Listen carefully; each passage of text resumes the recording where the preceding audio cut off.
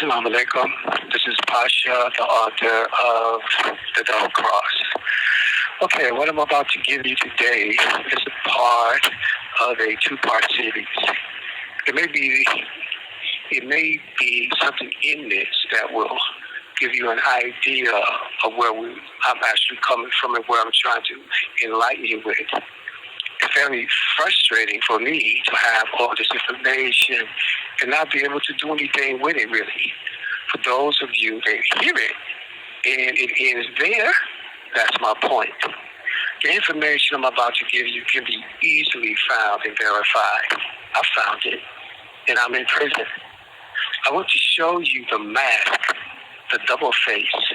So many of the people we have idolized and looked up to here in America, where their deception is devious and criminal, as well as their knowledge in knowing just how to play us. As a people, we are desperate for a savior.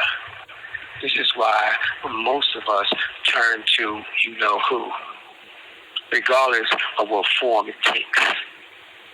For instance, Bill Clinton put on shades, then played the saxophone.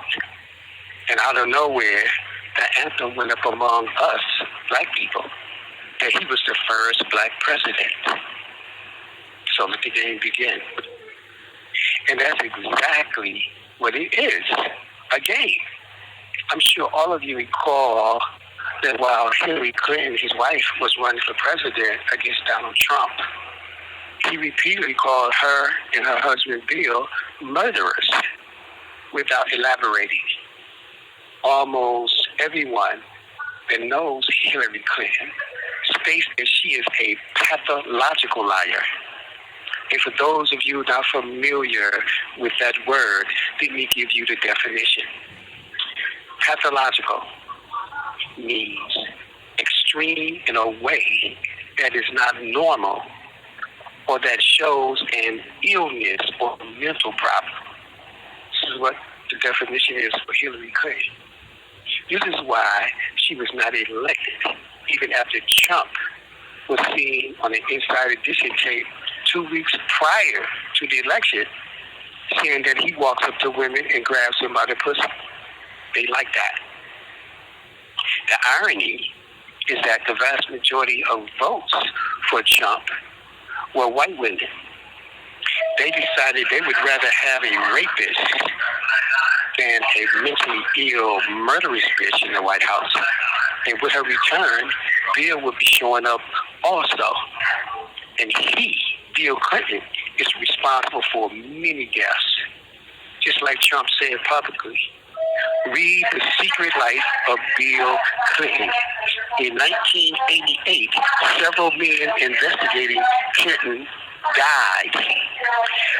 Several men that were evaluating his money laundering, his drug dealing, his setup to launder the money, like Keith McCosick and Jeff Rhodes. They were shot dead. Keith Connie was hit by a truck while on his motorcycle. Gregory Collins was shot dead.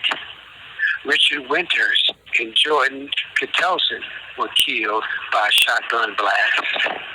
Evidence was uncovered showing that in all of these deaths, Arkansas's police department was involved in both the murders and the drug smuggling for Bill Clinton as the governor of Arkansas.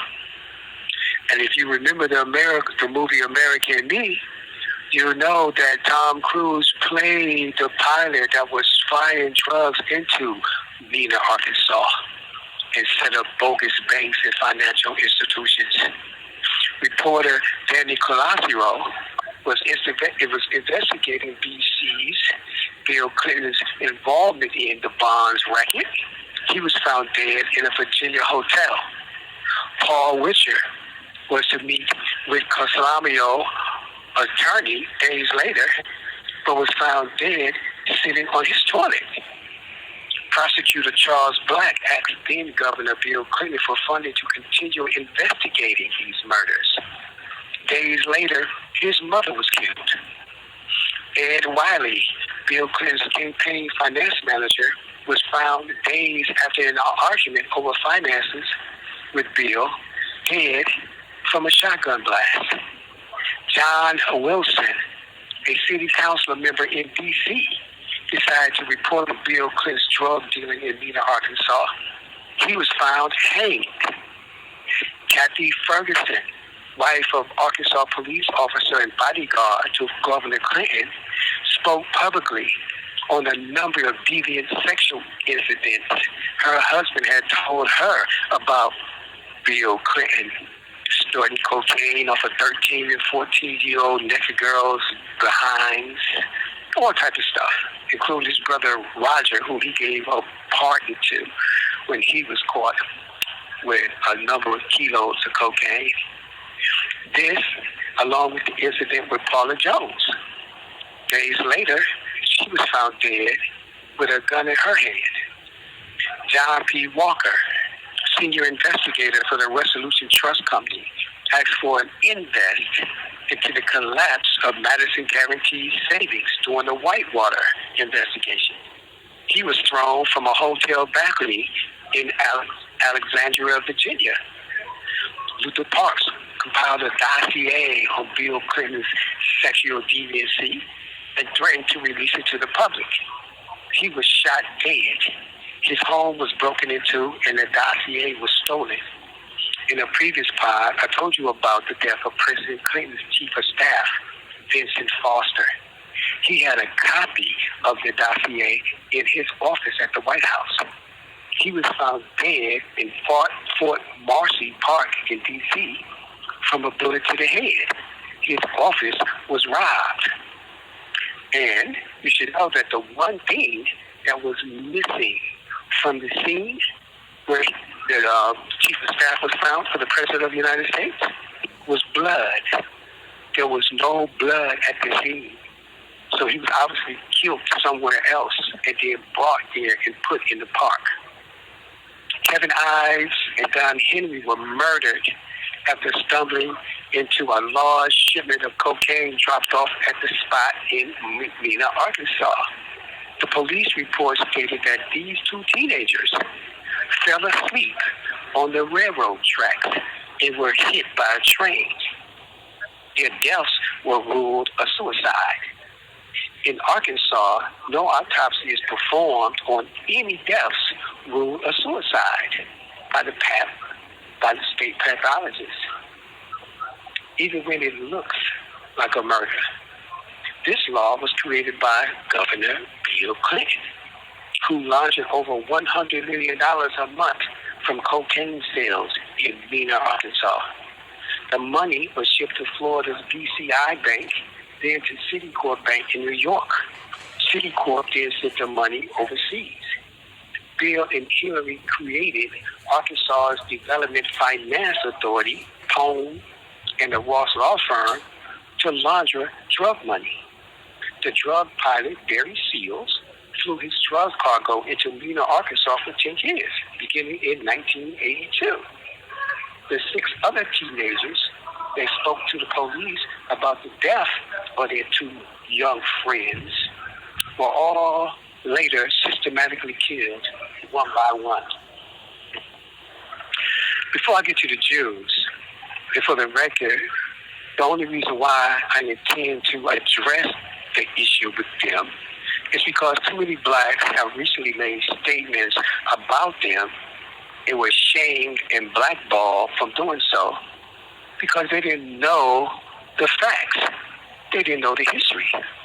To make it simple, all they had to do was ask whoever they were speaking to get a college dictionary or any other dictionary and look up the word Semitic.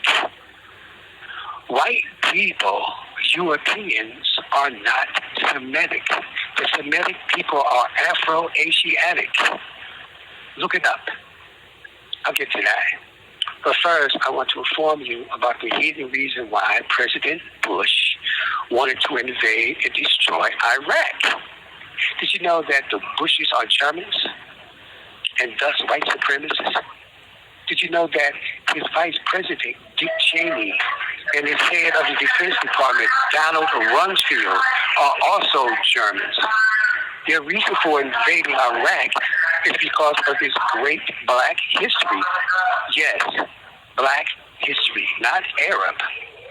Modern-day Iraq sits on the ancient site of the great city of Babylon, the first city, the first metropolitan area, the first indoor sewage disposal, the first indoor water system, and so much more, all created and built by a black man, Nimrod, the grandson of Ham, a black man, the son of Noah, a black man, whom European scribes cursed.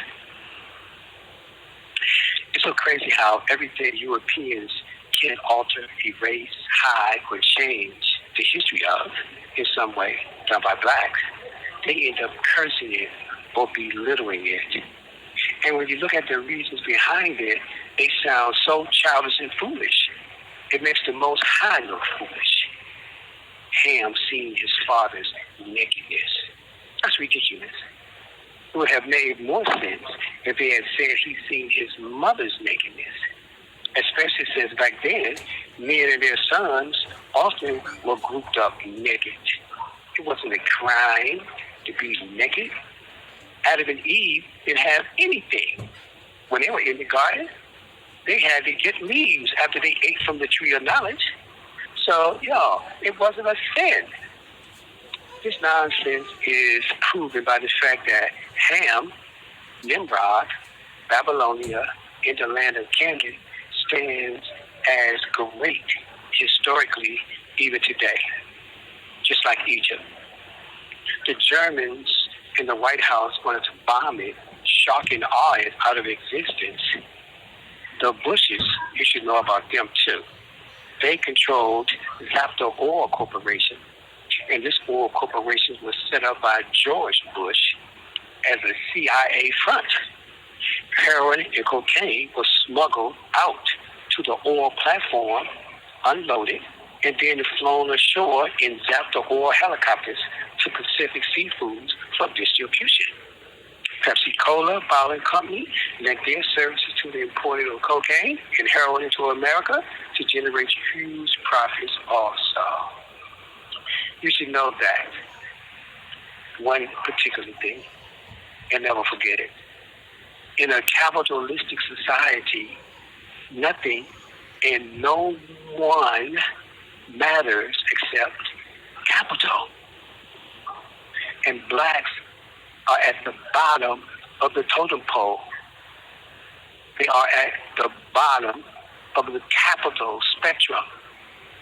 They use us to drain billions of dollars out of our communities, then turn around and use us as potential fodder in their election speeches tough on crime. Why isn't anyone out there stressing this? The society that we live in was not created for us to live in. It wasn't. That has never been the case. The land of the free does not include us, and they've shown us this repeatedly. This is why they came up with multiple ways to kill us off, mentally, spiritually, and physically. All of this along with teaching us to worship them. Their image has killed us in so many ways we don't even realize yet. We now battle skin color, shades among ourselves, light skin versus dark skin. This is crazy. The first International Congress of Eugenics was held in London in 1912. Google eugenics and find out what this is. Two of the directors attending were Winston Churchill and Alexander Graham Bell, the alleged inventor of the telephone. In 1932, the Third Congress of Eugenics was held at the American Museum of Natural History in New York City to address the problem of African Americans and other inferiors expanding and reproducing. Averill Harriman arranged for the use of the ship Hamburg, America, a shipping line he, George W. Bush, and his father Prescott Bush controlled, to transport Nazis from Germany to New York to take part in the planning. In 1969, as Chief of Staff, George Bush arranged hearings into the dangers posed by the birth of too many black babies. Then, as President of the United States, his population control aid budget went through the roof. Did you even know that there was a population control budget? That in itself lets you know that some people have to die and that the decision is being made in the White House. As ambassador to the United Nations in 1972, President Bush, George W. Bush, and his German friends in the U.S. Agency for International Development arranged meetings between the government and the Sterilization League of America. Again, did you know that they had a Sterilizing League of America? Did you know that it existed? I didn't. But you do know that black infant deaths and deaths of black women during childbirth is 3 times higher than that for whites. In order for this to happen, doctors and nurses would have to be in on the plot. And you better believe that they are. But most of you hearing this won't believe. In 1988, President Bush arranged for the sterilization of the poor around the globe in 58 countries in Asia, Africa, and South America. $80 billion worth. This is not a game. These people are fighting for their survival. More people of color equal less white people. The New York Times reported in 1922 that Henry Ford was financing Hitler behind the scenes. And in 1938, Hitler presented Henry Ford with the Grand Cross of the Grand Eagle. Both General Motors and Ford built tanks for Hitler.